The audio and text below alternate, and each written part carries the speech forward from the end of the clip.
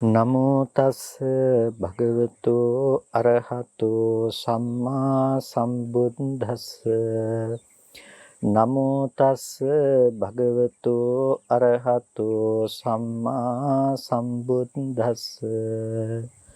නමෝ තස් භගවතු අරහතෝ සම්මා සම්බුද්දස්ස. ශ්‍රද්ධා සම්පන්න කාරුණික පින්නතුනි, හැම කෙනෙක්ම උතුම් සද්ධර්ම ශ්‍රවණය සඳහා සූදානම් වන මොහොත. ලෞතර සම්මා සම්බුදුරජාණන් වහන්සේ දුකෙන් අත මිදීම සඳහා අප හැම දිනාටම දේශනා කළ ඒ උතුම් සද්ධර්මය සල්පයක් නමුත් ශ්‍රවණය කරන්නට ලැබෙන්නෙම ඒ සසරේ පින් කළ ඇති බව නිසාමයි. වටිනා මනුස්ස ජීවිතයක් බුද්ධෝත්පාද කාලයක ලැබිලා හිතන්නට පුළුවන් මනසකුත් ලැබුණු අද දවසේදී ඒ ධර්මය තුළ අපි අප්‍රමාදීව හැසිරෙන්නට අවශ්‍ය වෙනවා. ඒ අවස්ථාව, ඒ ක්ෂණ සම්පත්තිය අප අතහැර දමාගත යුතු වන්නේ නැහැ. ඒ නිසාම අපි ඒ ධර්මය තුළ අප්‍රමාදීව හැසිරෙන්නට අවශ්‍ය කටයුතු සම්පාදනය කරගත යුතුයි. මේ ජීවිතය මොන මොහොතේ මොන විදිහකට නැති වෙයිද කියන එක අපි කාටවත් කියන්නට පුළුවන් කමක් නැත්තේ නැහැ. අස්තිර තැනක අස්තිර වටපිටාවකයි අපි කවුරුත් ජීවත් වෙන්නේ. ඕනෑම මොහොතක මරණය කියන ධර්මය, මරණය කියන දේ අපි කරා පැමිණෙන්නට පුළුවන්කම තියෙනවා. ඒ වගේම ඕනෑම අවස්ථාවක ව්‍යාධිය කියන දේ අප කරා පැමිණෙන්නට පුළුවන්කම තියෙනවා. ඒ නිසාම ගිහියන් විසිනුත් පැවිද්දන් විසිනුත් නිරතුරුවම මෙනෙහි කළ යුතු දෙයක් හැටියටයි බුදුරජාණන් වහන්සේ ධර්මයන් පිළිබඳව දේශනා කළේ. ව්‍යාධි ධම්මෝම්හි ව්‍යාධි ධම්මං අනතීතෝති ගහට්ටේනවා පබ්බජිතේනවා අබින්හං පච්චවෙක්කිතබ්බං කියලා බුදුරජාණන් වහන්සේ පෙන්වීම ව්‍යාධිය ස්වභාව කොට ඇත්තෙක් වෙමි, ව්‍යාධි ධර්මය නොයික්ම වූ සැහැවි ඇත්තෙක් වෙමි කියලා ගිහියන් විසිනුත් පැවිද්දන් විසිනුත් අබින්හං පච්චවෙක්කිතබ්බං නිරතුරුවම මෙනෙහි කළ යුතුයි කියලා. මරණ ධම්මෝම්හි මරණ ධම්මං අනතීතෝති ගහට්ටේනවා පබ්බජිතේනවා අබින්හං පච්චවෙක්කිතබ්බං. මරණය ස්වභාව කොට පවතින්නේ, මරණ ධර්මය නොයික්ම වූ එක්කයි කියලා නිරන්තරයෙන්ම තමා පිළිබඳව ප්‍රත්‍යවේක්ෂා කරලා බලන්නට කියලා. ඒ දේ ප්‍රත්‍යවේක්ෂා කරනකොට තමයි අපිට ප්‍රඥාව නොයසේනම් නුවණ උපදින්නේ. පින්නතුනි, අපිට ජීවිතයේ ප්‍රමාද වන්නට අවශ්‍ය හේතු බොහෝ වෙලාවට සැකසෙනවා. අප්‍රමාදයට අවශ්‍ය හේතුයි ගොඩක් වෙලාවට සැකසෙන්නේ නැත්තේ. අප්‍රමාදයට අවශ්‍ය දේවල් අපේ ජීවිතය තුළ සම්පාදනය නොවන්නේ අප්‍රමාදී වන්නට අවශ්‍ය සත්‍ය වූ වටපිටාව පිළිබඳව අපි මානසිකාරය පවත්වන්නේ නැති නිසා. ඒ කියන්නේ ලෝකයේ ස්වභාවය කොයිම මොහොතක නමුත් අපේ ජීවිතේ නැති වෙලා යන්නට පුළුවන්. ලෙඩවීම කියන ධර්මයට අපි පත්වන්නට පුළුවන්. ජරාවට මොහොතක් පාසාපත් වෙනවා. මේක තමයි ස්වභාවය. මේ ස්වභාවය මෙනෙහි නොකරන නිසාම අපිට කිසිම අවස්ථාවක අප්‍රමාදී වීමට හිත නැමෙන්නේ නැහැ. යම්කිසි කෙනෙක් මේ ස්වභාවය පිළිබඳව තමන්ගේ හිත නමා මෙනෙහි කරනවා නම් ඒ කෙනාගේ හිත අප්‍රමාදයේ පිනිස හිත නැමෙනවා. මොකද ලෝකයේ පිළිබඳව ඔහු දකිනවා යථාර්ථවාදී දැක්මක්. ඔහුට තේරුම් ගන්නට පුළුවන්කම තිබෙනවා අපි ජීවිතයේ ගොඩනගා ගනු ලබන භෞතික කිසිම දෙයකින් අපිට පුළුවන් කමක් නැත්තේ නැහැ. අපේ ජීවිතය ලෙඩ නොවි පවත්වා ගන්නට, මරණයටපත් නොවන විදිහට තියාගන්නට, වෙනස් වෙන්නේ නැතුව ජරාවටපත් වෙන ස්වභාවයටපත් නොවි තියාගන්නට කිසිම දෙයකින් පුළුවන් කමක් නැත්තේ නැහැ. ඒක අපි මොනතරම් ධනයෙන්, බලයෙන්, කීර්තියෙන්, යසසින්, ඥාති පිරිවත ආදීන්ගෙන් මොනතරම් ආඩ්‍ය වුණ සමෘද්ධ වුණ කෙනෙක් බවට පත් උනත් අපිට ඒ ධර්මයන්ගෙන් වළකින්නට පුළුවන් කමක් නැත්තේ නැහැ. ඒ නිසා ඒ බඳු ධර්මයන් ඉක්මවන්නට අවශ්‍ය නම් ඒක තමා තුළම උපදවාගත්ත ඥාන දර්ශනයකින්ම කරන්නක් විනා කවදාවත් භෞතික දෙයකින් කළ නොහැකි බව ඒ පිළිබඳව සම්මර්ෂණය කරන්නෙකුට නුවණින් දකින්නෙකුට අවබෝධ කරගන්නට පුළුවන්කම තිබෙනවා. ඒ නිසාම මේ පිළිබඳව නුවණින් සලකා බලන සත්පුරුෂයින් විසින් මේ ධර්මය පිළිබඳවම උත්සුක විය යුතුයි. ධර්මයේ පිළිබඳවම උත්සාහවත් වී වීරිය වැඩි යුතුයි එය අවබෝධ කර ගැනීම සඳහා. ඉතින් අපේ ජීවිතය පිළිබඳව අපි තේරුම් ගන්නකොට නිර්වාණගාමිනී ප්‍රතිපදාව පිළිබඳව විමසා බලනකොට අපිට තේරුම් ගන්නට පුළුවන්කම තියනවා බුදුරජාණන් වහන්සේ මේ ලෝකය පිළිබඳව අපට විවරණය කර ආකාරය පිළිබඳව. මොකද අපි ජීවත් වෙන්නේ අපේ ජීවිතය ප්‍රමාදීව අපි හසුරවන්නේ මේ තියෙන ලෝකය තුල. අපේ දැක්ම බවට පත්වන්නේත් ලෝකය අපි උපදින්නට පෙර තිබුණ ලෝකේ අපි ඉපදුණු ලෝකයේ අපි ජීවත් වෙනවා. ඒ වගේම ලෝකයේ තියෙනකොට මරණයට අපිපත් වෙනවා. මේ විදිහට තමයි ලෝකයේ පිළිබඳව අපි කල්පනා කරන්නේ, අපි හිතන්නේ. ඉතින් ඒ නිසා ඉපදුණු අපි ලෝකයේ තුල හොඳින් සතුටින් ජීවත් වන්නට අවශ්‍ය ක්‍රමය කුමක්ද කියලා විමසා බලමින් අපි එසේ ජීවත් වන්නට උත්සාහවත් වෙනවා. ඒ නිසා අන්න ඒ ආකාරයෙන් ජීවත් වන අපිට, ඒ ආකාරයෙන් කටයුතු කරන අපිට බුදුරජාණන් වහන්සේ පෙන්වා දුන්නා මේ ලෝකේ ස්වභාවය කියලා කියන්නේ. නැතිනම් ලෝකය කියලා කියන්නේ ඔය අපි උපදින්නට කලින් ඉඳලා තිබිලා, ඒ වගේම අපි ඒ ලෝකෙ තුල ජීවත් වෙලා, ඒ වගේම අපි නැති වුණත් පවතින විදිහේ දෙයක් කියලා හිතාගෙන ඉන්නකම නෙවෙයි කියලා දුකෙන් මිදෙන්නට අවශ්‍ය ගැඹුරු දර්ශනයක් පිළිබඳව දේශනා කළා. එතරම්දි බුදුරජාණන් වහන්සේ පෙන්වා දුන්නේ මේ තියෙන බාහිර භෞතික දේවල් තියෙනවා හෝ නැහැ හෝ කියන කතාවකට නෙමෙයි. ඒ කියන්නේ භෞතික දේවල් ඇත හෝ නැත කියලා ඒ පිළිබඳව තැවරෙන, ඒ පිළිබඳව ඇද වැටෙන ක්‍රමවේදයක් නෙමෙයි බුදුරජාණන් වහන්සේ දේශනා කළේ. ඒ නිසා එදා සමාජය තුළ තියෙනවද නැද්ද, ඇත්තෙත් නැහැ නැත්තෙත් නැද්ද ආදී ලෙස ඇති වුණු සියලුම ප්‍රශ්න බහා තැබුණු ප්‍රශ්න බවට, නැතිනම් නොවිසඳු ප්‍රශ්නයන් බවට පත් වුණා. මොකද ඒ ප්‍රශ්නයන් අව්‍යාකෘත ප්‍රශ්නයන් ලෙසයි ගණනය වුණේ. ඉතින් මෙන්න මේ විදිහට ලෝකයට සාමාන්‍ය ලෙස හිතෙන, ලෝකයා සාමාන්‍ය විදිහෙන් සලකනු ලබන සන්දර්භයන් පිළිබඳව එදා සමාජය තුළ ඇති වුණු ප්‍රශ්නවලට බුදුරජාණන් වහන්සේ ලබා දුන්න පිළිතුර ටිකක් වෙනස් ස්වරූපයක් ගත්තා. වෙනස් ස්වරූපයක් ගත්ත කියන එකෙන් අදහස් කළේ අනුසෝතගාමී දැක්මක් තුළ ජීවත් වෙන ලෝකයට පටිසෝතගාමී දැක්මක් තුළින් බුදුරජාණන් වහන්සේ මේ උතුම් ප්‍රතිපදාව පෙන්වා දුන්නා. නුවණැත්තන්ට එය ගමන් කළ හැකි, අවබෝධ කළ හැකි ප්‍රතිපදාවක් බවට පත් වුණා. ඒකයි පඤ්ඤාවන්තස්සායන් ධම්මෝ නායන් ධම්මෝ දුප්පඤ්ඤස්ස කියලා මේ ධර්මය ප්‍රඥාවන්තයන් සඳහා පවතිනක්, නොයසේනම් දුෂ්ප්‍රඥයන් සඳහා පවතිනක් නොවේය කියලා භාග්‍යතුන් වහන්සේම පෙන්වා දුන්නේ. ඉතින් අන්න ඒ ප්‍රඥා ගෝචර ධර්මයේ පිළිබඳව අපි විමසා බලනකොට අපිට මුළු ත්‍රිපිටක ධර්මයේ පුරාම දකින්නට පුළුවන්කම තියෙනවා ඥාන ගෝචර විදිහට ඒ ධර්මයේ පිළිබඳව විවිධ සංවාද අවස්ථාවන්, විවිධ සාකච්ඡා ස්වරූපයෙන් ඇති වුණු කතා බහවල් පිළිබඳව අපිට බොහෝ අවස්ථාවන්හි දැක ගන්නට පුළුවන්කම තිබෙනවා. ඉතින් අපිට මේ ප්‍රතිපදාව පිළිබඳවත්, ඒ වගේම මූලික දර්ශනය පිළිබඳවත් පැහැදිලි වන වටිනා සූත්‍ර දේශනාවක් තමයි සංයුත්ත නිකායේ අභ්‍යාකත සංයුත්තේහි දකින්නට ලැබෙන කේමා කියන සූත්‍ර දේශනාව.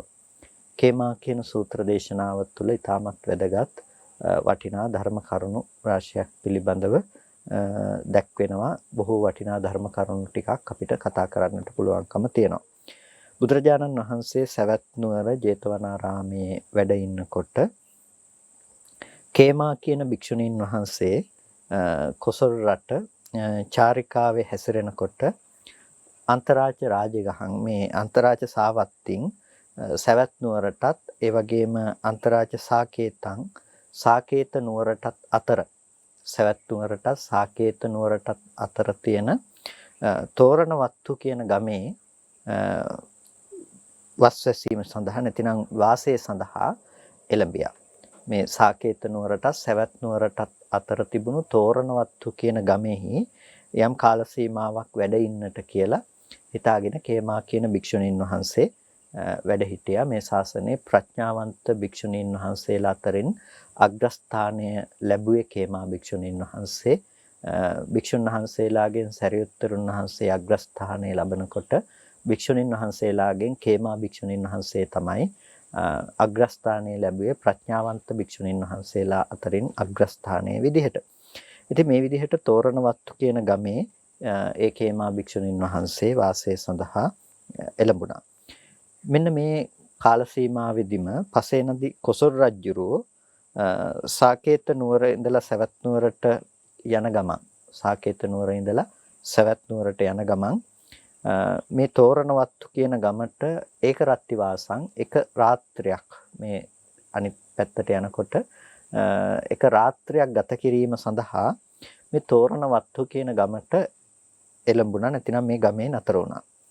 මේ විදිහට ඉන්නකොට රජුරෝ එදා රාත්‍රියේ නැතිනම් එදා දවසේ එක දවසකට මේ ගමේ ඉන්න ගමන් එක මිනිස්සෙකුට කතා කරලා ඒ ප්‍රදේශය පිළිබඳව අවබෝධයක් තිබුණ එක මිනිස්සෙකුට කතා කරලා අහනවා ඒ හිතවං අම්භෝ පුරිස තෝරණවත්තුස්මින් තථාරූපං සමනං වා බ්‍රාහ්මණං වා ඥාන යමහං අජ්ජ පෛරුපාසෙ යන්ති.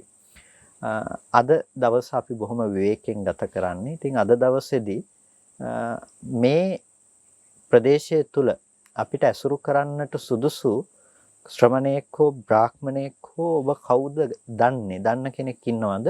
අද දවසේදී අපිට ගිහිල්ලා බැහැ දැකලා කතා බස් කරලා එන්නට සුදුසු ශ්‍රමණයෙක් හෝ බ්‍රාහ්මණයෙක් හෝ යම්කිසි සමාජය තුල ශ්‍රේෂ්ඨයි සම්මත යම්කිසි කෙනෙක් ඉන්නවද කියලා මේ එක ප්‍රදේශයේ පිළිබඳව දැනුමක් තිබෙන මිනිස්සෙකුගෙන් කොසල් රජුරුව අහනවා.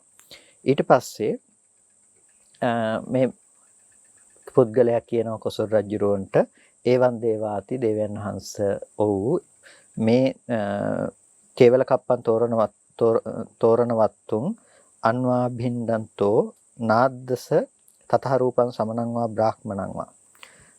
එතකොට මේ තෝරණවත්තුව පිළිබඳව තෝරණ වස්තු නගරයේ පිළිබඳව මේ ඇවිදිනකොට කිසිම ශ්‍රමණේක් හෝ බ්‍රාහ්මණයෙක් පිළිබඳව දකින්නේ නැහැ. පෛරුපාසනය කරන්නට සුදුසු කෙනෙක්. හැබැයි එක කේමා කියලා මේ භික්ෂුණීන් වහන්සේ නමක් ඉන්නවා. මේ භික්ෂුණීන් වහන්සේව මේ දැක්කා. උන්වහන්සේ යම් කාල සීමාවක් මේ තෝරණවත්තු කියන ග්‍රාමයේහි වාසය කිරීම සඳහා එළඹිලා ඉන්නේ. ඒ කේමා කියන භික්ෂුණීන් වහන්සේව නම් අපිට හමුවන්නට පුළුවන් වෙන කිසිම කෙනෙක් මේ ප්‍රදේශය තුල නැහැ. නමුත් කේමා කියන භික්ෂුණීන් වහන්සේ ශ්‍රාවිකාවක් ලෝතර සම්මා සම්බුදුරජාණන් වහන්සේගේ. එතකොට ඇයගේ කීර්ති රාවයක් සමාජය තුළ ඇති වෙලා තියෙනවා. ඇය බොහෝම පණ්ඩිතයි ව්‍යත්තයි මේධාවිනී බහුසුතා. මේ තැනැත්තිය පණ්ඩිතයි ව්‍යත්තයි මේධාවිනී ප්‍රඥාවන්ත තැනැත්තියක් බහුශ්‍රුත තැනැත්තියක්. ඒ වගේම චිත්ත කතා විසිතුරු භාෂිත ඇත්තියක්. ඒ වගේම කල්යාණ පටිභානා බොහොම මනා සුන්දර වැටහීම් ඇති තැනැත්තියක් කියලා ඇය නම් ඇසුරු කරන්නට සුදුසුයි කියලා රජුරවන්ට දැනුම් දුන්නා. මෙන්න මේ වෙලාවේදී කොසල් රජුරෝ කේමා භික්ෂුණීන් වහන්සේ හමුවන්නට යන්න තීරණය කළා. කේමා භික්ෂුණීන් වහන්සේ හමුවට ගියා. ඊට පස්සේ කේමා භික්ෂුණීන් වහන්සේ ළඟට ගිහිල්ලා වන්දනා කරලා එකත් පස්ව ඉඳගෙන කේමා භික්ෂුණියගෙන් ප්‍රශ්න කිහිපයක් අහනවා. කේමා තෙරණින් වහන්සේගෙන් එදා සමාජය තුළ බොහෝ කොට සාකච්ඡාවට භාජනය වුණ බොහෝ දෙනෙකුට තිබුණ බොහෝ දෙනෙක් කල්පනා කරපු ප්‍රශ්න කිහිපයක් තමයි කොසල් රජුරෝ ඒ වෙලාවේදී මේ කේමා තෙරණින් වහන්සේගෙන් අහන්නේ. මොකක්ද අහන්නේ? කින්නකෝ අයියේ හෝති තථාගතෝ පරම්මරණ. ආර්යාවෙනි මොකද හිතෙන්නේ තථාගතයන් වහන්සේ පරම්මරණ මරණයෙන් පස්සේ මරණයෙන් මත්තේහි මේ හෝති ඉන්නවද? තථාගතයන් මරණයෙන් මත්තේහි ඉන්නවද? එතකොට මෙතනදී තථාගත කියලා කියන්නේ එදා සමාජය තුළ තිබුණු ප්‍රශ්නේ බවට පත්ුනේ බුදුරජාණන් වහන්සේ මරණින් මත්තේ ඉන්නවද නැද්ද කියන කාරණාව පිළිබඳව නෙමෙයි. එදා සමාජයට ප්‍රශ්නය උනේ මේ සත්වයා මැරිලා තව තැනක උපදිනවද කියන එක. මේ ඉන්න සත්වයා අද මේ ඉන්න පුද්ගලයා තව තැනකට මැරිලා යනවද කියන එක තමයි සමාජයේ බොහෝ දෙනෙකුට ප්‍රශ්නය උනේ. ඉතින් අදත් බොහෝ දෙනෙක් කල්පනා කරනවා මැරිලා උපදිනවද නැද්ද කියන එක. එතකොට ඒක අද දවසේදීත් සමාජය තුළ තිබෙන ප්‍රශ්නයක් තමයි මැරිලා උපදිනවද නැද්ද කියන එක. මොකද අපි සාමාන්‍යයෙන් නිකන් මේක උඩින් කතා කළාට මේ මැරිලා උපදිනවද නැද්ද කියන එක ගැන මැරිලා උපදිනවද නැද්ද කියන දේ මත බොහෝ දේවල් තීරණය වෙනවා. මොකද අපේ පැවැත්ම පිළිබඳ සම්පූර්ණම තීරණය වෙනවා මැරිලා උපදිනවද නැද්ද කියන එක මත. හේතුව තමයි මැරිලා උපදිනවා කියලා මේ ඉන්න සත්‍යය තව තැනකට මරණින් මත්තේ ඉන්නවද නැද්ද කියලා තීරණය කරනකොට මරණින් මත්තේ ඉන්නවා නම් මරණින් මත්තේ මැරිලත් අපි මරණින් මත්තේ තව තැනකට යනවා නම් එහෙනම් ලෝකයේ තුල යන්න තියෙන හේතු සාධක මොනවාද? ඒ හේතු සාධක අනුව අපි හොඳ දේවල් කරන්න හෝ නරක දේවල් කරන්න හරි ලෞකික විශේෂයකට හරි කෙනෙකුට යන්නට වෙනවා. එක්ක ඔවුන්ගේ මැවුම් වාදය හෝ පිළිබඳව ඔවුන්ට නිෂ්ඨාවකට යන්නට වෙනවා. එතකොට මුළු ආගමික සමස්ත දර්ශනයම ඒ මත පදනම්ව තිබෙනවා වගේම ලෞකික ජීවිතයත් ඊට අනුරූපව සකස් කරගන්නවා. ඔවුන්ගේම දර්ශනයට අනුරූපව. ඒ නිසා අපිට මේක සාමාන්‍ය ප්‍රශ්නයක් කියලා හිතුණට මේ මුළු සමස්ත සමාජයකම පැවැත්ම තීරණය කරන මූල දර්ශනයක් තමයි මේ සත්‍ය මරණින් මත්තේ ඉන්නවද නැද්ද කියලා ඇතිවෙන මේ ප්‍රශ්නය. මොකද ඒ මත තමයි ඊට පස්සේ මුළු සමාජ ප්‍රවාහයේම එදිනෙදා ජීවත් වෙන තැන ඉඳලා හැමදේම ගොඩනැගෙන්නේ ඒ පිළිබඳව දරන ආකල්පයට අනුව. හොඳ නරක පිළිබඳව මිනිස්සු තීරණය කරන්නේ, යහපත අයහපත කියන දේ පිළිබඳව තීරණය කරන්නේ මෙබඳු දේවල් මත තමයි තීරණය කරන්නේ. ඒ නිසා මේ ප්‍රශ්නේ එදත් සමාජය තුළ තිබුණා, අදත් සමාජය තුළ තිබෙනවා විවිධ ස්වරූපයන්ගෙන්. ඉතින් ඒ නිසා එදා කුසල රජුරුව මේ ප්‍රශ්නේ අහනවා කේමාතරණන් වහන්සේගෙන්. මොකද හිතෙන්නේ කින්නකෝ අයියේ හෝති තථාගතෝ පරම්මරණත්. සත්‍යය මරණින් මත්තේ ඉන්නවද කියලා. මෙතන තථාගත කියලා අපිට පුරුදු වචනේ තමයි අපි කියන්නේ තථාගත සම්මා සම්බුදුරජාණන් වහන්සේ කියලා. හැබැයි මෙතනදී තථාගත කියන මේ වචනේ පාවිච්චි වෙන්නේ සත්වයා හැඳින්වීම සඳහා. යතහා ආගතෝ තථා ගතෝ යම්සේ පැමිණියද්ද පැමිණි ලෙසම ගියා. එතකොට කර්ම කෙලස් ටිකක් නිසා ප්‍රතිසන්දි වශයෙන් ආවා. මේ ජීවිතයේදී යතහා ආගතෝ ආවේ කොහොමද? කර්ම කෙලස් ටිකක් නිසා. ඒ ආපු විදිහටම කර්ම කෙලස් ටිකක් එකතු කරගෙන රැස් කරගෙන ආපහු ප්‍රතිසන්දි වශයෙන් යනවා. ආවේ කොහොමද? ආපු විදිහටම යනවා.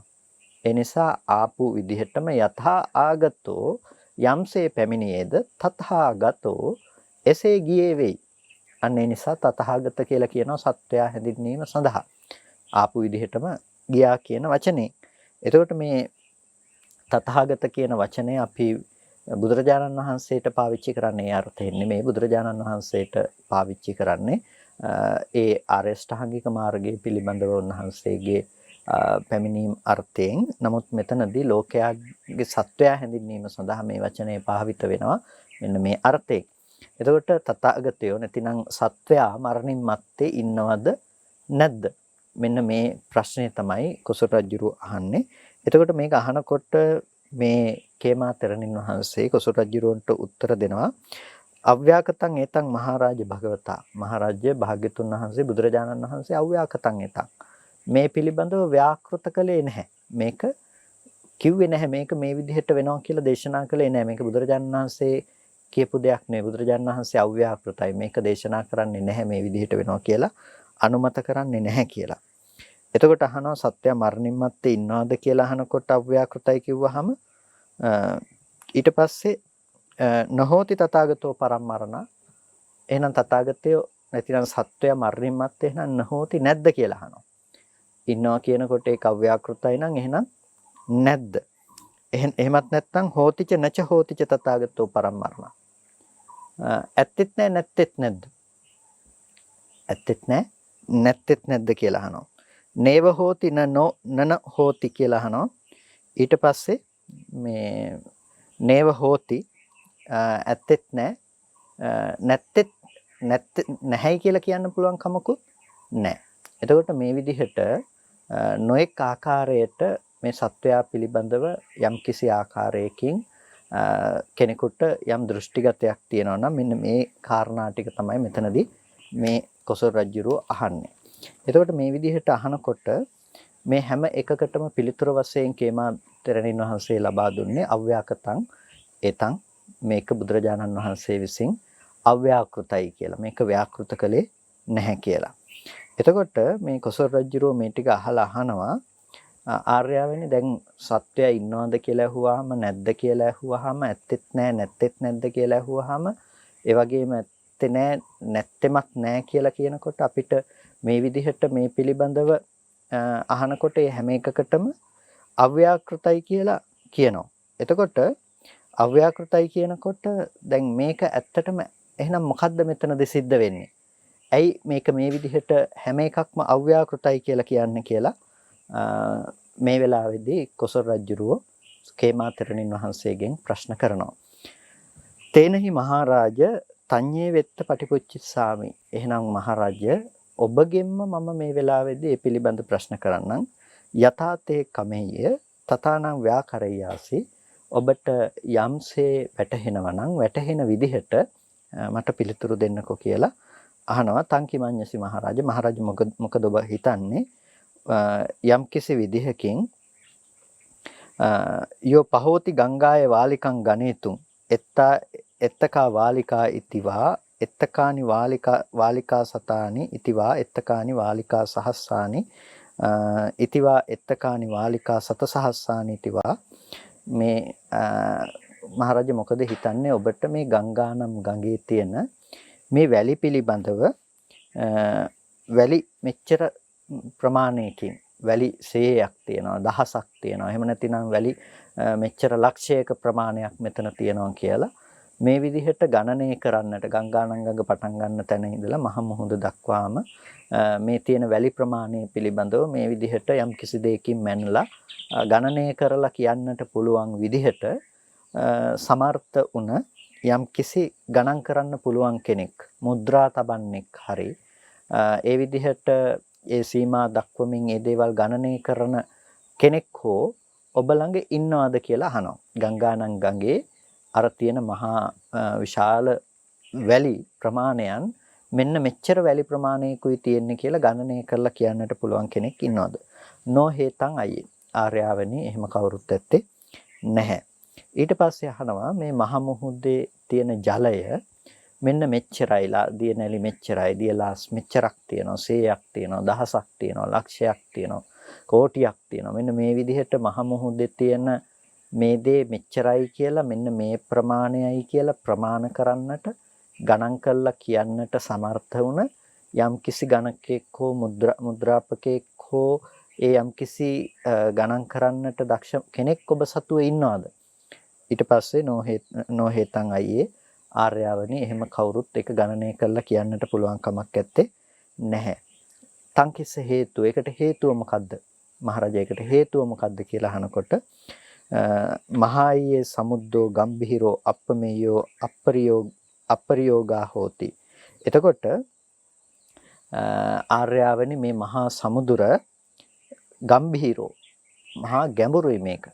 මේ මුහුද මහා විශාල ගැඹුරු දෙයක්. ඒ වගේම අප්පමෙයෝ මේක මේ ප්‍රමාණ කරන්නට පුළුවන් කමක් නැත්තේ නෑ. ඒ වගේම මේක මේ මෙන්න මෙච්චරයි කියලා සීමාවක් කොට දක්වන්නට පුළුවන් කමක් නැත්තේ නෑ. බැසගෙන කියන්නට පුළුවන් කමක් නැත්තේ නැහැ.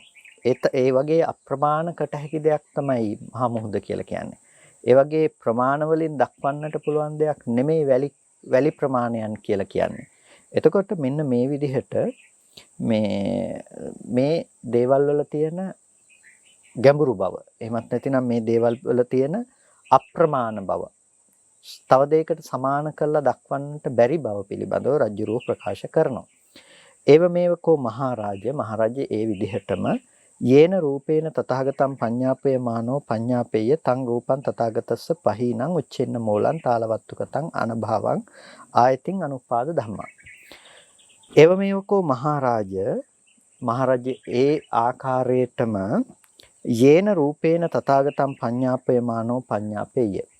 යම් රූපයකින් තථාගතං පඤ්ඤාපේයමානෝ පඤ්ඤාපේය යම් රූපයකින් සත්වයා පනවනවා නම් තං රූපං තථාගතස්ස පහීනං තං රූපං තථාගතස්ස පහීනං ඒ රූපය තථාගතයන් වහන්සේට ප්‍රහීනයි. දැන් මෙතන තථාගත කියන එකම වචනය එකම තැනක යෙදෙනවා එකක සත්වයා කියන අර්ථය ගෙනල්ලා දෙනකොට තව තැනකදී බුදුරජාණන් වහන්සේ කියන අර්ථය ගෙන විද්දෙනවා.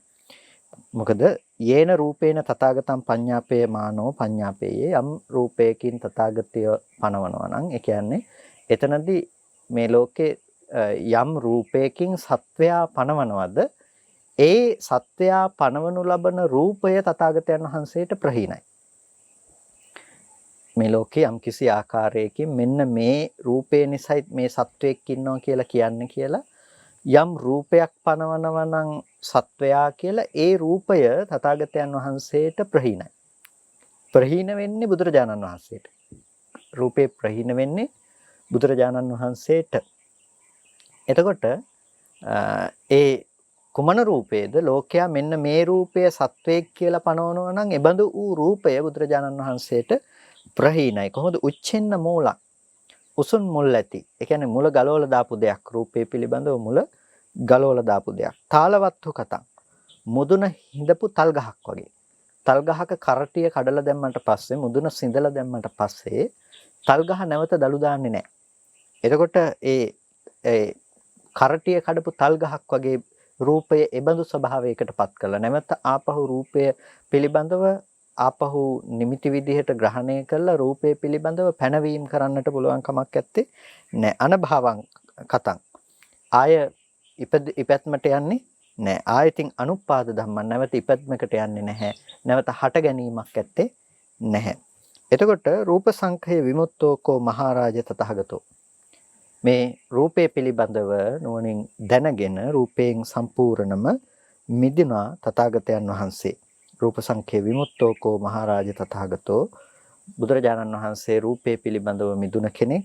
ගම්භීරෝ අප්පමෙය්‍යෝ අපරියෝගාහෝ. එතකොට රූපේ පිළිබඳව පැනවීමෙන් මිදුණ බව නිසාම බුදුරජාණන් වහන්සේ ගැඹුරුයි. බුදුරජාණන් වහන්සේ පමන නොකට හැකි ප්‍රමාණ කරන්නට පුළුවන් කමක් ඇත්තේ නැහැ. ඒ වගේම ඒ බුදුරජාණන් වහන්සේ කියන තැන ඒ ප්‍රඥාව එහෙමත් නැතිනම් ඒ අවබෝධය කියන එක නොබසගත හැකි හරියට අර මහා සමුද්‍රය ගණනය කරලා කියන්නට පුළුවන් කමක් නෑ වගේ කියලා මේ කේමාතරණින් වහන්සේ මේ කාරණාව පිළිබඳව පැහැදිලි කරලා දක්වනවා. එතකොට හෝති තථාගතෝ පරම්මරණාතිපි න උපේති මේ විදිහට වාසය කරනකොට හෝති තථාගතෝ පරම්මරණාපි න උපේති සත්‍යා මරණින් මත්තේ ඉන්නවද කියලා තැනකටපත් වෙන්නේ නැහැ. ඒ වගේම නේව හෝති නහෝති තථාගතෝ පරම්මරණාති න උපේති තථාගතය නැතිනම් සත්‍යය මරණින් මත්තේ නැහැයි කියන තැනකටපත් වෙන්නේ නැහැ. එතකොට ඇත්තෙත් නැහැ නැත්තෙත් නැහැ කියන තැනකටපත් වෙන්නේ නැහැ. ඒ වගේම සත්‍යය මරණින් මත්තේ නොම වෙයි ඇත්තේ නැහැ. ඒ වගේම නොම නොවන්නේද වෙයි කියලා ඒ කියන්නේ නැතිවන්නේමත් නැහැ කියලා මෙබඳු වූ ආකාරයකට දෘෂ්ටියක් ඇති වෙන්නේ නැහැ කියලා දේශනා කරනවා. දැන් මේ කාරණාව මේ විදිහට අපි පෙළක් විදිහට කතා කළාට මේක ඊටාම ගැඹුරු අර්ථයක් තමයි මේ කේමාතරණින් වහන්සේ කොසල් රජුරවන්ට මේ සූත්‍රය තුළ මේ පැහැදිලි කරලා දක්වන්නේ. මොකද්ද මේ කාරණාව ඔස්සේ මේ විදිහට පැහැදිලි කරලා දක්වන්නේ? යම් කිසි ලෝකයා රූපයකින් සත්වයා කියලා යම් පැනවීමක් කරනවා නම් බඳු වූ පැනවීම තථාගතයන් වහන්සේට ප්‍රහීන. එනිසා තථාගතයන් වහන්සේට රූපය පිළිබඳව කවදාවත් ඇත්තේ නැහැ. පැනවීමක්. එනිසා තථාගතයන් වහන්සේවත් රූපයෙන් පණවන්නට පුළුවන් කමක් නැහැ. බුදුරජාණන් වහන්සේවත් රූපයෙන් පණවන්නට පුළුවන් කමක් නැත්තේ නෑ. ලෝකයේ තුල සත්වයා කියලා යමක් තියෙනවා නම් ඒ සත්වයා කියලා පණවන රූපය බුදුරජාණන් වහන්සේට පුරහීනයි. එනිසා බුදුරජාණන් වහන්සේ කියලත් එබඳු වූ රූපාදිය දක්වන්නට පුළුවන් කමක් නැත්තේ නෑ. ඒකෙන් කියන්නේ මේ සම්මුතිය තුල අපි මේ වන්දනාමාන කරනවා කියන මේ දේවල් වැරදි කියන එක නෙමෙයි. ඒක සම්මුතිය, ඒක සම්මුති ඥානයනේ. හැබැයි මෙතනදී කතා කරන්නේ ඊට වඩා හාත්පස වෙනස් කතාවක්. ඒ කියන්නේ ලෝකයේ තුල පවතින මේ සත්ව සහ පුද්ගල සංකල්පය පිළිබඳව. අපිට රූපය පිළිබඳව සත්ව පුද්ගල සංකල්පනාවක් තියෙනවා. එතකොට මෙන්න මේ සත්ව පුද්ගල සංකල්පනාව නිසා තමයි අපිට මේ දේවල් අනුරූපව කර්ම රැස් කර ගැනීමක් දකින්නට පුළුවන්කම තියෙන්නේ. ඒ කියන්නේ රූපය පිළිබඳව තියෙන සත්පුද්ගල සංකල්පනාව නිසා. මේ ඉන්න රූපය කල්පනා කරනවා සත්වෙක් හෝ පුද්ගලයෙක් විදිහට. ඒ කල්පනා කරන නිසාම තමයි අපිට ඊට අනුරූපව දෘෂ්ටි ගොඩනගන්නේ. මේ ඉන්න සත්වයා උපදිනවා, උපදින්නේ නැහැ, මේ ආදී ලෙස යම් දෙයක් ගොඩනගෙනවා නම් ඒ ගොඩනගෙන සෑම දෙයකටම හේතුව තමයි රූපය සත්වයක් පුද්ගලයෙක් ලෙස ග්‍රහණය කරන කම. පින්නතුනේ රූපයේ ස්වභාවය තමයි අපි ගොඩක් දවස්වලට කතා කරන දෙම. රූපයේ සත්‍යවම ස්වභාවය තමයි සත්වයක් පුද්ගලයෙක් නොවි හටගන්නා ස්වභාවය. සත්වයක් පුද්ගලයෙක් නොවි හටගන්නා ස්වභාවය. ඒක තමයි රූපයේ තියෙන ස්වභාවය. ඒ කියන්නේ ඇහැට නම් පේන්නේ වර්ණ සටහන් මාත්‍රයක් විතරයි.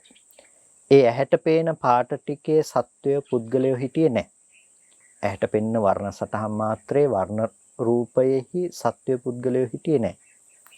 ඒ වගේම ඒ වර්ණ රූපය කියන දේ ඇහැට පෙනුණු වර්ණ රූපය කියන එක මීට පෙර ලෝකේ කොහේ හරි තිබිලා ආපු දෙයක්ුත් නෙමෙයි. ඒ වගේම අනාගතයට දකින්නට පුළුවන් දෙයක්ුත් නෙමෙයි. නැවත ආපහු අනාගතයට එතනට ඇවිල්ලා ඒක දකින්න පුළුවන් කමක් නැත්තේ නැහැ. ඒක තමයි රූපයේ තියෙන ඇත්තම ස්වභාවය. රූපයේහි තියෙන යථාර්ථය. එතකොට මෙන්න මේ විදිහට රූපයේහි යථාර්ථයක් තිබෙන තැනක, ඒ කියන්නේ හටගෙන ඉතුරු නැතුව නැති වුණු ධර්මයක් රූපය තුල विद्यमान වෙනකොට ඒ රූපය පිළිබඳව අපිට සත්ව සංකල්පයක් තියෙනවා. මේ අම්මා, මේ තාත්තා, මේ දූ දරුවෝ, මේ අපි දන්න හඳුනන අය, මේ විදිහට අපි හදාගත්ත පුද්ගල සංකල්පනා රාශියක් අපිට තියෙනවා මේ රූපය පිළිබඳව. එතකොට මේ පුද්ගල සංකල්පනා රාශියේ විදිහට පවතින්නේ අර රූපය පිළිබඳව ඇහැට පෙනුණු දේ නිසා ආපු දෙයක් නෙවෙයි. ඒ පිළිබඳව අපි සකස් කරගත්ත කර්ම සහ කෙලෙස් ධර්ම ටිකක් නිසා හැදුණු දෙයක්. කර්ම සහ කෙලෙස් ටිකක් නිසා උපද්දගත්ත දෙයක්. එතකොට කවදාවත් එළියේ තිබුණු යථාර්ථය වෙන්නේ සත්වයක් පුද්ගලයෙක් කියන පැනවීම කරන්නට බැරි ධර්මතා ටිකක්. ඒ ධර්මතා ටික ඇති තැනක කර්ම කෙලෙස් ටිකක ස්වභාවය තමයි සත්ව පුද්ගල සංකල්පනාව හදලා දෙන ස්වභාවය. දැන් ලෝකේ හැමදාම ඇසුරු කරන්නේ අන්න ඔය කර්ම කෙලෙස් ටික නිසා හදපු මේ සත්ව පුද්ගල කියන ස්වභාවය. එතකොට අපි අද කල්පනා කරනවා නම් මරණින් මත්තේ ඉන්නවා, මරණින් මත්තේ වෙන්නේ නැහැ, ඇත්තෙත් නැහැ, නැත්තෙත් නැහැ, මේක වෙන්නත් පුළුවන්, නොවෙන්නත් පුළුවන් වගේ දේවල් වලින් අපි කතා කරනවා නම් ඇත්තේ නෑමයි කියන්න පුළුවන් කමකුත් නැහැ කියලා අපි කතා කරනවා නම් එතකොට මේ කතා කරන හැම තැනකටම හේතුව මේ ඔක්කොම පැවතිලා තියෙන මොකක් මතද? මේ දන්න සත්වයා කියලා හිතාගන්න රූපේ මත තමයි මේක පවතින්නේ. මේ විදිහටම වේදනාව, සංඥාව, සංඛාරය, විඥානය කියන මේ ස්කන්ධ ටික මත මේ එකක් හෝ සත්වයා කියලා අපි හිතාගෙන ඉන්නවා. ඒ සත්වයා කියලා හිතාගෙන ඉන්න තැනක තමයි ওই ප්‍රශ්න ටික සාධාරණ වෙන්නේ. ওই සත්වයා කියලා ඉන්නවා කියලා හිතාගෙන ඉන්න කම අපි කෙනෙක් හඳුනා ගන්නවා නම් හඳුනාගන්නේ රූපය, වේදනාව, සංඥාව, සංස්කාරය, විඥාණය මේ කියන ස්කන්ධ ධර්මතා ටික නිසානේ. මේ ස්කන්ධ ධර්මතා ටික නැත්තම් කාටවත් සත්වයක් කියලා දෙයක් පණවන්න තැනක් ඇත්තේ නැහැ. එතකොට දැන් මේ සත්වයා කියලා අපි කතා කරනවා නම් ඒ සත්වයා කියලා කතා කරන පුද්ගල බව කතා කරන්නෙම අර රූපය මත පිහිටා ඉඳලා. දැන් අපි රහතන් වහන්සේ කියලා කිව්වත් බුදුරජාණන් වහන්සේ කියලා කිව්වත් ඊට පස්සේ තවත් මේ ඉන්න කෙනෙක් පුද්ගලයෙක් කියලා කිව්වත් ඒ හැම දෙයක්ම අපි දකින්නේ මොකකින්ද? එක්කෝ රූපයෙන්, නොයසේනම් වේදනාවෙන්, නැත්නම් සංඥාවෙන්, නැත්නම් සංස්කාරයෙන්, නැතිනම් විඥාණයෙන්. මේ ස්කන්ධ ටිකෙන් තමයි අපි දකින්නේ. මේ ස්කන්ධ ටික මත පිහිටලා තමයි මේ දේ දකින්නේ. එතකොට දැන් මේ කේමා තෙරණින් වහන්සේ රජුරු අහපු ප්‍රශ්නයට උත්තර දෙන්නේ නැතුව නැතිනම් බුදුරජාණන් වහන්සේ එහෙම ව්‍යාකෘත කළා නැහැ, බුදුරජාණන් වහන්සේ එහෙම කියලා නැහැ කියලා උන්වහන්සේ ලබා දෙන පිළිතුර මොකද්ද? ලෝකේ යම් රූපයක් නිසානම් සත්වයා පනවන්නේ ඒ රූපය බුදුරජාණන් වහන්සේට ප්‍රහීනයි. ලෝකේ යම් රූපයක් නිසානම් සත්වයා පනවන්නේ ඒ රූපය බුදුරජාණන් වහන්සේට ප්‍රහීනයි. ඒ නිසා බුදුරජාණන් වහන්සේට සත්වයක් පනවන්නට රූපයක් ලැබෙන්නේ නැහැ. එතකොට ඒ සත්වයක් කියලා පනවන්නට රූපයකින් සත්වයා පනවන්නට බැරි නම්, වේදනාවකින් සත්වයා පනවන්නට බැරි නම්, සංඥාවකින් සත්වයා පනවන්නට බැරි නම්, සංස්කාරයකින් විඥානයකින් සත්වයා පනවන්නට බැරි නම් පනවන්නට තැනක් හම්බ වෙන්නේ නැහැ. එතකොට නිකම්ම එනවා එහෙනම් සත්‍යය පනවන්නේ කොතනද? මේ හේතු ටික ඇතිතන හටගත් ධර්මය හේතු නැති වෙනකොට නැති වෙනවා කියන මේ සුද්ධ ධර්මයන්ගේ පැවැත්මක් පමණයි. එතනින් එහාට ඒක සත්වයක් හෝ පුද්ගලයෙක් ලෙස ග්‍රහණය කළ නොහැකි කියන දැනුම නිකම්ම ඒ ඔස්සේ ඇති වෙනවා. කේමා තෙරණින් වහන්සේ මේ බෙදා දක්වන්නේ ඒ කාරණාව. එනිසා යම් රූපයකින් ලෝකයා සත්වයා පනවනවා නම් ඒ රූපය තථාගතයන් වහන්සේට ප්‍රහීනයි. ඒ රූපය තථාගතයන් වහන්සේට නෑ. ඒක නැවත හට නොගන්න ස්වභාවයට පත් කරපු දෙයක්. ඒක අර මුදුන කරටිය කඩලා දාපු තල් ගහක් මට්ටමට පත් කළා. එනිසා බුදුරජාණන් වහන්සේට ලෝකයා සත්වයා කියලා පනවන රූපය හම්බ වෙන්නේ නැහැ. ක්ෂීණාශ්‍රවයන් වහන්සේ නමකට රහතන් වහන්සේට ලෝකයා සත්වයා කියලා පනවන රූපේ කවදාවත් ඇසුරු වෙන්නේ නැහැ. ඇයි ඇසුරු වෙන්නේ නැත්තේ? ඒ රූපේ දුරු කළ නිසා.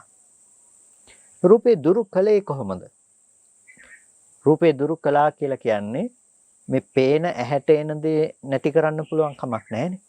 ජීවත් වෙනකන් ඇහැට වර්ණ සටහන් එනවා. ඇහැ උපදිනවා නම් යම් තාක් කාලයක් ඇහැ උපදින හැම වෙලාවකදීම වර්ණ සටහනක් ඇවිල්ලා ඇහැට පතිත වෙනවා කියන එක වෙන දෙයක්. එතකොට ඇහැට වර්ණ සටහනක් යොමු වෙනකොට එතනට හිත යොමු වුණොත් ඒ පිළිබඳව දැනගන්න පුළුවන් කියන එක සිද්ධ වෙන දෙයක්. ඒ ටික අපිට නැති කරන්න පුළුවන් කමක් නැහැනේ. හැබැයි ඒ ටික අපිට නැති කරන්න පුළුවන් කමක් නැති වුණාට අපිට පුළුවන් නම් ඒ ධර්මයේහි යථාර්ථය දකින්න. ඒ ටික අපිට අමුතුවෙන් නැති කරන්න පුළුවන් කමක් නැති වුණාට ඒ ධර්මයේ යථාර්ථය දකින්න පුළුවන් නම් මොකද්ද දැක්ක යුතු යථාර්ථය කියලා කිව්වේ? අර හටගත් බව සහ ඉතුරු නැතුව නැති වෙන අනාත්ම ලක්ෂණය පිළිබඳව අපිට දකින්න පුළුවන් නම් අර කර්ම කෙලස් ටිකට පවතින්න ඉඩක් නැහැ. රූපේ ස්වභාවය තමයි පින්නතුනේ අපි ඇස් සමුවට පැමිණි කලෙහි පෙනෙන බව සහ දැනගන්න බව. ඊට පස්සේ අපි එතනින් අයින් වෙලා ගියත් අපිට නැවත ඒ රූපය පිළිබඳව මෙනෙහි කරන්නට බැරිකම. ඒ රූපය පිළිබඳව මෙනෙහි කරන්නට පුළුවන් කමක් නැත්තේ නෑ. අපි මෙනෙහි කරනවා නම් අපි මෙනෙහි කරන්නේ මොකද්ද? බාහිර පවතින බවට ගත්ත සංකල්පනාවක් මිසක නැතිනම් බාහිර ඇති බවට අපි ඉතුරු කරගත්ත නිමිති ටිකක් මිසක අපි මෙනෙහි කරන්නේ කොයි වෙලාවකවත් ආපහු එළියේ තියෙන රූපය සමුවට ආපු විදිහට නෙමෙයිනේ. අපි මේ පිළිබඳව අර දැනගත්ත විදිහට අර හේතු ටික එකතු අනුරූපව සිදු වුණ දේ අපි දැනගත්ත විදිහට තමයි අපි කල්පනා කරලා බලන්නේ. එතකොට මේ රූපයේහි යථාර්ථය තමයි ඒ වෙනකොටත් ඉතුරු නැතුව නිරුද්ධ වෙලා ගියපු රූපේ පිළිබඳව අපි මෙහි කර්ම කෙලස් ටිකකින් නැවත නැවත ඇසුරු කරන්න පුළුවන්කම ලැබිලා තියෙනවා. යම් විදිහකින් අපිට නුවණ ආවොත් ඒ රූපයේහි ස්වභාවය ඒ මොහොතේ හටගෙන ඉතුරු නැතුව නැති වුණ දෙයක් හැටියට මෙබඳු වූ කර්ම සහ කෙලෙස් ටිකක් ඇති කරගෙන ඒ රූපයේහි වැරදි විදිහට හැසිරෙන්නට හේතු නැහැ. ඒ හේතු නැත්තේ සම්පූර්ණම ඒ ධර්මයෙන් මිදුණු හිතක් පවතින්නේ නිමිති නැති කල්හි. ප්‍රශ්නේ තියෙන්නේ අපිට ඒ පිළිබඳව නිමිති ඉතුරු වෙන නිසා තමයි ඒ ධර්මයේ පැවැත්ම තියෙන්නේ. නිමිති ඉතුරු වෙනකොට අපිට ඒ ධර්මයේ පැවැත්ම තියෙනවා. අර අපි සටහන් තබා එනවා වගේ. යම් කිසි විදිහකින් අපි කැලේක යනකොට නොදන්නා පාරක ගියොත් එහෙම අපි කොලාතු මගින් හෝ සංඥා කරමින් යනවා. නැවත පාර හොයා ගන්නට පුළුවන් වෙන්න. ඒ සටහන් මගින් අපි දැනගෙන නැවත ආපහු තැනට එන්න පුළුවන්කම තියෙනවා. අන්න ඒ වගේ අපි දැකපු රූපාදිය පිළිබඳව, අහපු ශබ්ද පිළිබඳව, විඳපු ගඳ සුවඳ රස ස්පර්ශ පිළිබඳව, ඒ වගේම දැනගත්තු දේවල් පිළිබඳව අපි නිමිති ඉතුරු කරනවා. අර අතු කෑලි දාලා වගේ අපි නිමිති ඉතුරු කරනවා. ඒ නිමිති ඉතුරු කරන්නේ නැවත ඒ දේ අසුරු කරන්න පුළුවන්කම තියෙන නිසා. දැන් ඔබට පුළුවන් කාටත් උතන ඉඳලා රුවන්වැලි සෑය පිළිබඳව සිහිපත් කරලා රුවන්වැලි සෑය පිළිබඳව දැනගන්නට පුළුවන්කම තියෙනවා. එතකොට රුවන්වැලි සෑය පිළිබඳව හිතලා රුවන්වැලි සෑය පිළිබඳව දැනගන්නකොට අපි හිතනවා අපි දැනගන්නේ රුවන්වැලි සෑය කියලා. ඔබ අරමුණු කලේ රූපාරම්මණයක් තමයි. හැබැයි ඒ රූපාරම්මණය අරමුණු කළාට ඔබ දැන් මේ පවතින රුවන්වැලි සෑය කියලා ඔබ නැවත ඇසුරු කරන්නේ කර්ම සහ කෙලෙස් සහිත තැනකින්. ඒ කියන්නේ ආශ්‍රව නිසා තමයි ඒ රූපය ඔබට බාහිර පවතින දෙයක් විදිහට ඔබට ඇසුරු කරන්න පුළුවන්කමක් තියෙන්නේ. අන්න ඒ බඳු කර්මයක් මේ තණ්හාවට විෂය වෙනවා. ඒක කුසල් වන්නට පුළුවන්, අකුසල් වන්නට පුළුවන්. ඒ කර්ම නිමිත්තක් නම් ඒ කර්ම නිමිත්ත මේ තණ්හාවට විෂය බවට පත් වෙනවා. ඒ කර්ම නිමිත්ත ඇසුරු කරගෙන තමයි ප්‍රතිසන්දි වශයෙන් යන්නේ. ඒ කර්ම නිමිත්ත, ගති නිමිත්ත ඇසුරු කරගෙන කර්ම නිමිත්තට අනුව තමයි ප්‍රතිසන්දි වශයෙන් තව තැනකට යන්නේ. ඉතින් ඒ නිසා දැන් මේ විඥාණයට පවතින්නට රූපය පැත්තේ නිමිති ඉතුරු කරලා තියෙන ඔබට මුළු ලෝකයක් ගැන හිතන්න පුළුවන්කම තියෙනවා. මොකද මුළු ලෝකෙකම ඔබට නිමිති ඉතුරු කරලා තියෙනවා. ඒ ඕනෑම මොහොතක ඕනෑම තැනක ඔබට විඥානයේ පිහිටා සිටින්නට විඥාන තිතියක් බවට පත් කරගන්න පුළුවන්කම තියෙනවා. රූපේ පැත්තේ විඥානයේ තිතියක් බවට ඔබට පත් වෙලා තියෙනවා. ඒ නිසා අද අපි ලෝකයක් තියනවා කියලා කල්පනා කරාට, සත්වය පුද්ගලයෝ ඉන්නවා කියලා කල්පනා කරාට ඔබට කවදාවත්ම දකින්නට පුළුවන් කමක් නැත්තේ නැහැ. සත්ව පුද්ගල වූ රූපයක් දකින්න පුළුවන් කමක් නැත්තේ නැහැ.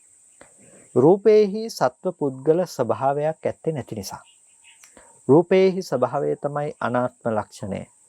රූපේහි ස්වභාවය තමයි අහුත්වා සම්භූතං හුත්වා න භවිස්සති කියන ස්වභාවය. එතකොට පෙර නොවි හටගෙන ඉතුරු නැතුව නැති වෙන ස්වභාවය තමයි රූපයේ ස්වභාවය. එබඳු වූ රූපයේ ඇති තැනක තමයි ඔබ සත්ව පුද්ගල සංකල්පනාවක් කර්ම කෙලෙස් ටිකක් නිසා ඇසුරු කරන්නේ. එහෙම නැතුව රූපයේ එහෙම ස්වභාවයක් තියනවා නෙමෙයි.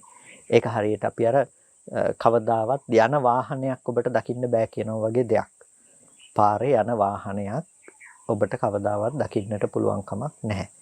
ඔබ දකින්නේ හැම වෙලාවකදීම එක තැනක නතර කරලා තියෙන වාහනයක් නැතිනම් එක තැනක තියෙන වාහනයක් විතරයි.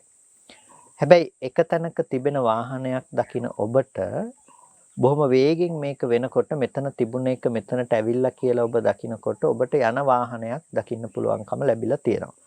ඇත්තටම කිව්වොත් යන වාහනයක් දකින්නව නෙමෙයි, යන වාහනයක් පිළිබඳව ඔබ දැනගන්නවා. යන වාහනයක් පිළිබඳව ඔබ දැනගන්නවා. එතකොට මෙන්න මේ විදිහට අපි අද දවසේදී යන වාහනයක් පිළිබඳව දැනගන්නවා වගේ දකින්නේ නැතුව යන වාහනයක් පිළිබඳව අපි දැනගැනීමක් කළා වගේ අපිට කවදාවත් සත්ව පුද්ගල වූ රූපයක් පිළිබඳව අපිට දකින්නට පුළුවන් කමක් නැත්තේ නැහැ. හැබැයි සත්පුද්ගල වූ රූපයක් අපිට දකින්නට පුළුවන් කමක් නැති වුණාට අපි අවිද්‍යාව නිසා, අපි නොදන්නාකම නිසා ආශ්‍රවයන්ගෙන් අපි අසුරු කරනවා සත්පුද්ගල වූ රූපයක් තියනවා කියලා. ඒ සත්පුද්ගල වූ රූපයක් තියනවා කියලා අපි දැනගත්තට පස්සේ, අපි අසුරු කළාට පස්සේ අපි නැවත නැවතත් ඒ පැත්තෙම නිමිති ඉතුරු කරලා තියෙනවා. ආයෙ ගිහිල්ලා ඒක අපිට අසුරු කරන්න පුළුවන් වෙන විදිහට. ඒ නිසා තමයි ඔබ දැකපු අය නැවත නැවත ඔබට දකින්න පුළුවන් කියනකම තියෙන්නේ. එතකොට මේ දකින්න පුළුවන්කම කර්ම සහ කෙලෙස් ටික පැත්තේ අපි තියාගෙන ඉන්න දෙයක්. දැන් අපිට සිඳින්න පුළුවන් දේ මොකද්ද? සිඳින්න පුළුවන් දේ තමයි ඔය කර්ම කෙලෙස් ටික නැති කරන එක. ඔය තණ්හාවට වස්තු විශ්ය හදලා දෙන ටික අපි නැති කරලා දාන එක තමයි අපිට කරන්න පුළුවන් දේ බවට පත් වෙන්නේ. එතකොට අද දවසේදී අපි ඒ ටික නැති කරනකොට නිකම්ම තමයි අර රූපාදී ධර්මයන් පිළිබඳව අපිට නිමිති වශයෙන් ගන්න දෙයක් නැහැ කියන නුවණ ඇවිල්ලා තියෙන්නේ. නැතිනම් රූපාදී ධර්මයන්ගේ නිමිති නැහැ කියන එක නිසාම තමයි කර්ම සහ කෙලෙස් කියන ටික දුරු කරගන්නට පුළුවන් වෙලා තියෙන්නේ.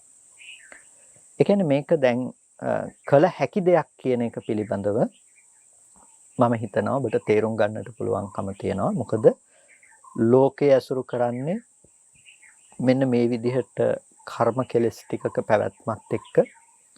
එතකොට ඒ ටික අපි පිළිහිටවලා තියෙන්නේ අර විදිහට ඇත්තටම අපි රූප දකිනවා, ශබ්ද අහනවා, ගඳ සුවඳ විඳිනවා, රස විඳිනවා, ස්පර්ශ විඳිනවා කියන ධර්මතා ටිකක් පිළිබඳව. එතකොට ඒ ධර්මතා ටිකේ ස්වභාවය තමයි එතනින් ගියාට පස්සේ ආපහු ඒක නැවත මෙනෙහි කරලා බලන්නට පුළුවන් කමක් නැත්තේ නෑ. මොකද ඒක නැවත ආයේ උපදින්නේ නෑ. නැවත ආයේ දකින්න පුළුවන් කමක් නැත්තේත් නෑ.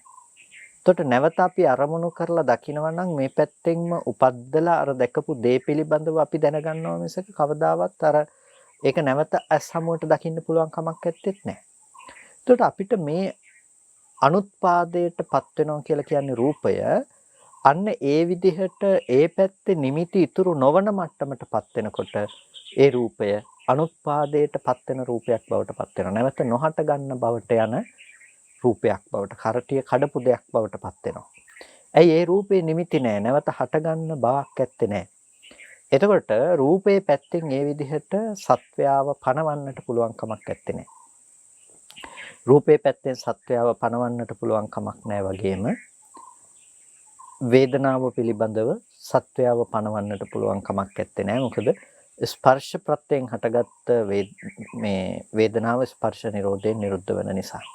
සංඥා සංස්කාරයන් ස්පර්ශ ප්‍රත්‍යයෙන් හටගෙන ස්පර්ශ නිරෝධයෙන් නිරුද්ධ වෙන ධර්මයන් නිසා සත්වයා පැනවිය නොහැකි දෙයක් හැටියට දකිනවා. විඥානයත් ඒ විදිහට නාම රූප ප්‍රත්‍යයෙන් හටගන්න දෙයක් නිසා දකිනකොට දැන් මේ ස්කන්ධ පංචකය තුළ කිසිම දෙයක් සත්පුද්ගල බවින් ඇසුරු කළ හැකි දෙයක් කියලා දකින්නට ගන්නට දෙයක් නෑ නේද කියන දැක්ම කෙනෙකුට ඇති කරගන්න පුළුවන්කම තියෙනවා. එතකොට මේ ස්කන්ධයන්ගේ නිමිති වශයෙන් අපි යමක් අවශේෂ කරන්නේ නැත්තම්, ස්කන්ධයන්ගේ නිමිති වශයෙන් අපි යම් කිසි දෙයක් දකින්නේ නැත්තම්, ඒ දකින්නේ නැති වෙනකොට පින්නතුනේ අපිට ඒ දේවල් ඇසුරු කරගෙන අපි කතා කරන්නට සුදුසු නැහැ. සත්වයක් ඉන්නවා, ඉන්න කෙනා මරණින් මත්තේ ඉන්නවද නැද්ද කියලා. මරණින් මත්තේ ඉන්නවද නැද්ද, ඇත්තෙත් නැහැ, නැත්තෙත් නැද්ද, මරණින් මත්තේ නැහැ කියන්න පුළුවන් කමක්වත් නැහැ කියලා මේ විදිහට දේවල් කතා කරන්නෙම සත්වයා කියන දේ මත පිළිතුරන්නේ. හැබැයි දැන් වර්තමානයේ සත්වයා කියන දේ පනවන්නටම රූප වේදනා සංඥා සංඛාර විඥාන කියන නිමිති ටිකේ ඉඩක් නැති වෙනකොට අර ප්‍රශ්න ටිකට මොකද වෙන්නේ? ඒ ප්‍රශ්න ටික අව්‍යාකෘතයි. එතකොට හම්බෙන්නේ මොකද්ද? පටිච්ච සමුප්පන්න ධර්මයක්. හේතු ටික නිසා ස්කන්ධ ධර්මය හටගත්තා. හේතු ටික නැති වෙනකොට නැති වෙලා ගියා.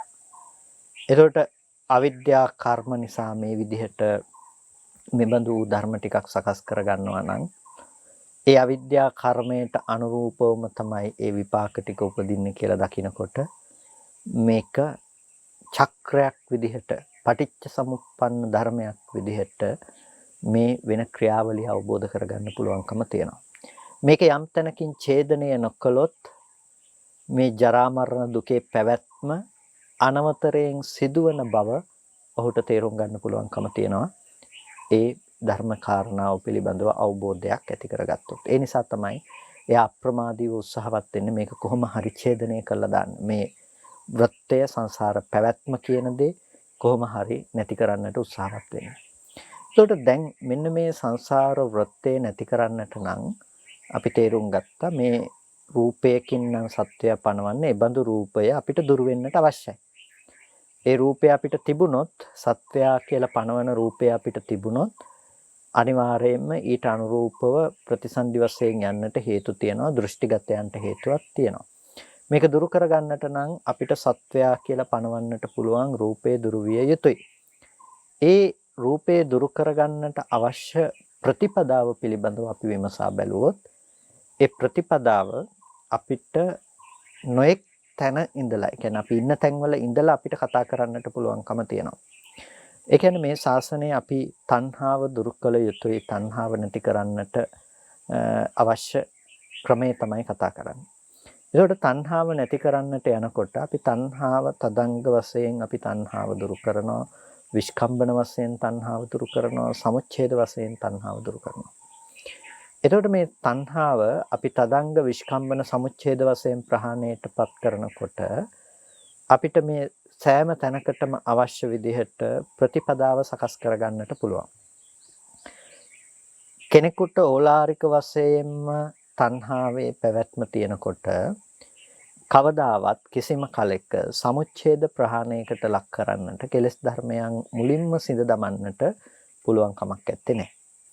සමුච්ඡේද ප්‍රහාණයකට ලක් කරන්නට බැරි නිසා එයාට සිද්ධ වෙනවා අර තණ්හාදී කෙලෙස්යන්ගෙන් අභිභූත වුණ, තණ්හාදී කෙලෙස්යන්ගෙන් උපරිමයට ගියපු හිත යම් මට්ටමකින් ඒ අකුසලයන්ගෙන් මිදී අයින් කරලා ගන්නට, නිදහස් කරගන්නට එයාට සිද්ධ වෙනවා.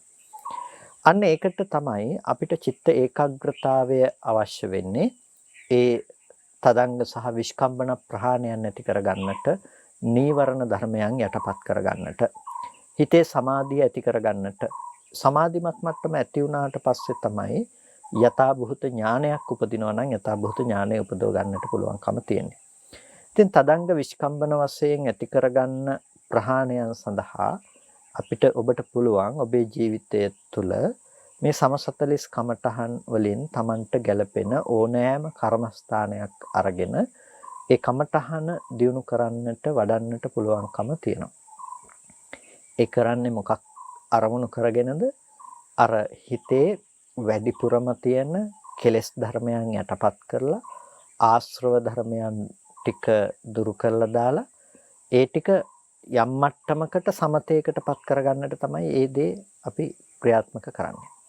ඊට පස්සේ අපේ සිතේ එකඟතාවයක් ඇති වෙනකොට අපිට පුළුවන් සමුච්ඡේද ප්‍රහාණය පැත්තට අවශ්‍ය වන ඒ විදර්ශනා නුවණවල් ඇති කරගන්නට අපේ හිත නැඹුරු කරන්නට පුළුවන්කම තියෙනවා. එතකොට දැන් අර විදිහට අපි භාවනා කරනකොට අපි නිරන්තරයෙන්ම හිත පිළිබඳව මන අවබෝධයකින් ඒ දේ කරන්නට ඕනේ. එතකොට අපි අකුසලයේ පිළිබඳව දැනගන්නට ඕනේ. හිතේ ඇතිවෙන අකුසල ධර්මයන් පිළිබඳව දැනගන්නට ඕනේ. උපන් අකුසල ධර්මයන් ඊට පස්සේ දුරු කරන්නට ඕනේ. නූපන් අකුසල් නූපදින විදිහට කටයුතු කරන්නට ඕනේ. උපන් කුසල් දියුණු වෙන විදිහටත් නූපන් කුසල් උපදින විදිහටත් කටයුතු කරන්නට ඕනේ. මෙන්න මේ වීරය අපේ ජීවිතේ තියෙන්නට ඕනේ. වීරය කියලා කියන්නේ මේ අතපය රිදෙන කොටත් දස්මිටි කාගෙන ඉඳගෙන ඉන්නවා කියන එක විතරක් නෙමෙයි. වීරය කියනකොට අපි හිත පිළිබඳව අපි අවබෝධයෙන් කටයුතු කරන, නූපන් අකුසල් නූපදවා ඉන්න, උපන් අකුසල් දුරු කරන්න, නූපන් කුසල් උපදවන්න, උපන් කුසල් වැඩි දියුණු කරන්න කියන මේ අංග හතරම වීරයට අයිති දේවල්. චතුරංග සමන්නාගත වීරයක් කියලා කියන්නේ අංග හතරක් වේ සමන්නාගතයි වීරය. මේ අංග හතරකින් සමන්නාගත වීරය ඔබේ ජීවිතේ තියනවද කියලා ඔබ කල්පනා කරලා බලන්නට අවශ්‍යයි. දැන් අපිට නිවන් දකින්නට යනවා නම් මේ වීරයට අදාළ මේ කාරණා පිළිබඳ ඔබේ ජීවිතය තුළ තියෙන්න ඕනේ. දවසේ වැඩි කාල සීමාවක් ඔබ අකුසලයේ පැත්තේ ඉඳලා අපි පුරුද්දකට හෝ අපි යම් කිසි විදිහකට පැයක් දෙකක් වෙන් කරගෙන අපි ඒ ටිකේ වන්දනා කරලා කුසල ධර්මයක් සිද්ධ කරලා අපි බලාපොරොත්තු වෙනවා නම් ඒ ටිකෙන් අපිට මේ අපේ සම්පූර්ණම මේ අවිද්‍යාව බිඳලා මේ නිවන අවබෝධ වෙයි කියලා අපි හිතනවා නම් ඒක කවදාවත් විද්‍යමාන වෙන දෙයක්, සිද්ධ වෙන දෙයක් නෙමෙයි. ඒක සිද්ධ කරන්නට නම් අපිට සිද්ධ වෙනවා අර චතුරංග සමන්නාගත වීරයකින් අපේ ජීවිතේ හික්මවන්නට. ඒ කියන්නේ අපිට ජීවිතේ සිහියෙන් යුක්තව කටයුතු කරන්නට සිද්ධ වෙනවා, වීරයෙන් යුක්තව කටයුතු කරන්නට සිද්ධ වෙනවා. අන්න එතකොට අර විදිහේ භාවනාවන්ගෙන් අපේ හිත සමතේකටපත් කරගන්න ගමන්ම වීරය වඩනකොට নিরතුරුවම ඔබේ ජීවිතේ භාවනාවක් බවට පත් වෙනවා. අන්න ඒ අවස්ථාවකදී තමයි අපිට විදර්ශනාව පිළිබඳව අපේ හිත නැවත නැඹුරු කරන්නට පුළුවන්කම තියෙන්නේ. විදර්ශනාව පිළිබඳව අපේ හිත මනාව මෙහෙවන්නට පුළුවන්කම තියෙන්නේ. ඒකට දැන් අපි මෙතනදී මේ සූත්‍රය අදාළ කරගෙන අපි කතා කළේ රූපය පිළිබඳව මේ කර්ම කෙලෙස් හටගන්න නැති විදිහට අපි ජීවත් වෙන්නට අවශ්‍යයි කියන එක. රූපය පිළිබඳව කර්ම කෙලෙස් හට නොගන්න විදිහට. එතකොට මේ රූපය පිළිබඳව යම් අපිට ලෝකේ සත්‍යයයි පැනවීමක් තියෙනවා නම් ඒ පැනවීම නූපදින්නට ඕනේ කියලා. ඒ පැනවීම නොකර ඉන්නට නම් අපිට සිද්ධ වෙනවා අපි හොඳට රූපය පිළිබඳව නුවණ පවත්වන්නට හැම වෙලාවකදීම. ඒකෙන් කියන්නේ ඇහැට පේන දැන් ඔබට ওই වටපිටාවේ පේන එකින් එකට විදර්ශනා කර ඒ ගැන හිත ඉන්න ඕන කියන එක නෙමෙයි. ඇහැට පෙනෙන රූපයේ ස්වභාවය තමයි පොදු රූපායතනය කියන බව. ඔබ නානත්වයට ගිහිල්ලා නානත්වය පිටිපස්සේ ඉඳලා බලනකොට ඔබට ඒක ගොඩක් පේනවා. එක දේවල් විදිහට පේනවා. හැබැයි ඔබ මානසිකාරය කරන්නට පටන් ගත යුත්තේ ඔය එකින් එකට අල්ලගෙන නෙමෙයි. එක දෙයක් පිළිබඳව ඔබට මානසිකාරය කරන්න පටන් ගත්තත් ඔබට ඇති වෙනවා නුවණක්. ඒ නුවණ තමයි රූපයේ ස්වභාවය මේකයි. ඇස් හමුවට වර්ණ රූපයක් විදිහට එන එක තමයි රූපයේ ස්වභාවය. එතකොට රූපයේ ඇත්තේ නෑ අම්මා තාත්තද ජීවිද අජීවිද මේක මේ වටිනවද නොවටිනවද මොනම දෙයක්වත් රූපේට අයිති දේවල් නෙමෙයි. ඒක රූපේ වර්ණ රූපයක් විදිහට ඇස් හමුවට ඇවිල්ලා ඔබට කියපු දේවල් නෙමෙයි එකක්වත්. එනිසා ඔබ නුවණින් මෙනෙහි කළ යුතු වෙන්නේ කුමක්ද?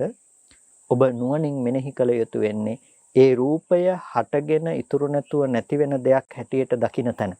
එහෙනම් ඔබ අල්ල ගන්නට ඕනේ ඔය එකින් එකට ගස්ගල් ගෙවල් දොරවල් මිනිස්සු යාන වාහන කියන මේ දේවල් ගැන විදර්ශනා කරන තැනකින් නෙමෙයි රූපය පිළිබඳව දැනගන්න තැනකින්.